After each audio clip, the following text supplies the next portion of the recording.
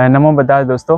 सांची महोत्सव 2025 में आपका स्वागत है। जैसे कि आप यहाँ पर देख रहे हैं कि प्रति वर्ष यहाँ पर 2025 में तुम्हारा 29 और 30 नवंबर को यहाँ पर सांची महोत्सव होता है।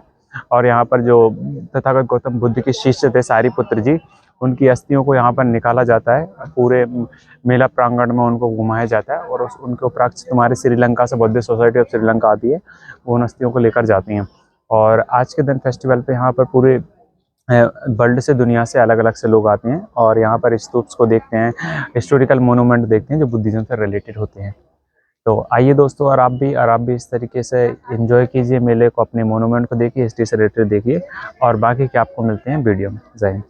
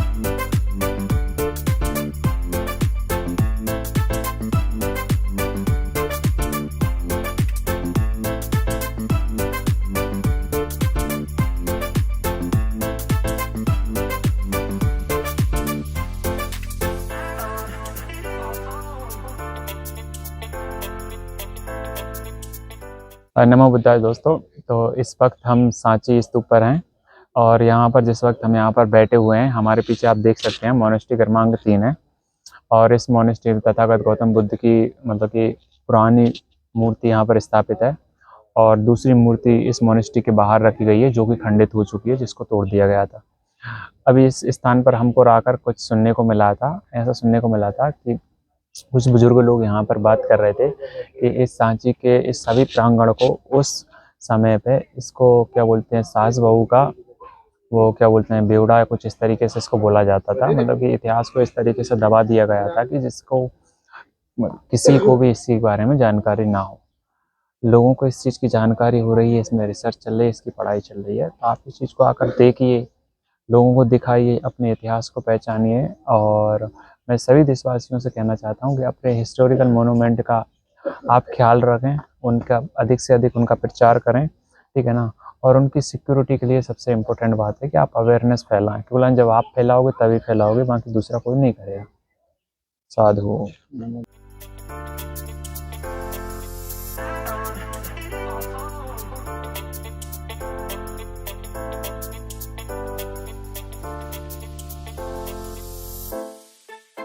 कहते हैं वलुआ पत्थर द्वारा ये निर्मित पिलर हैं।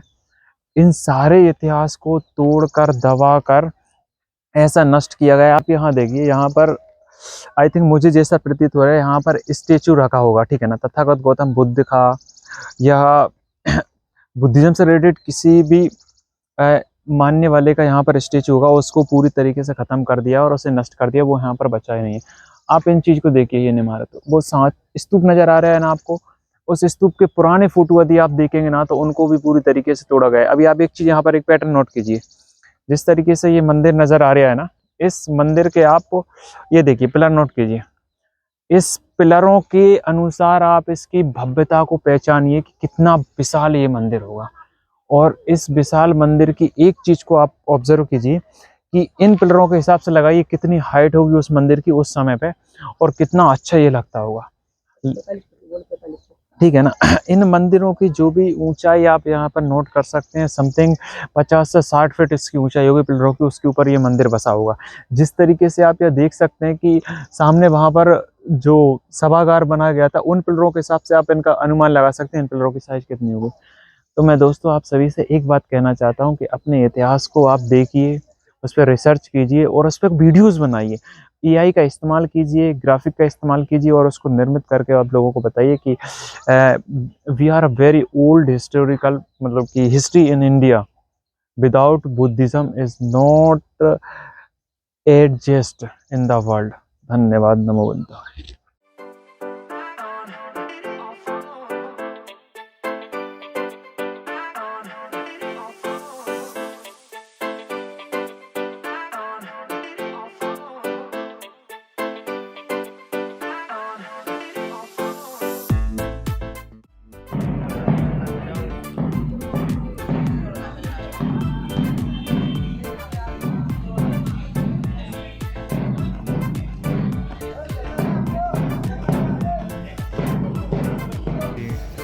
कितनी डेडिकेटेड है लगाइए।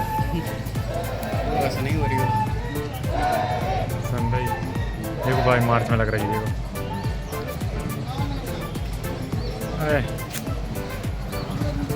बना होता है, अपनी प्रेमिका को करके भेज दो और मैसेज पहुंच जाता है।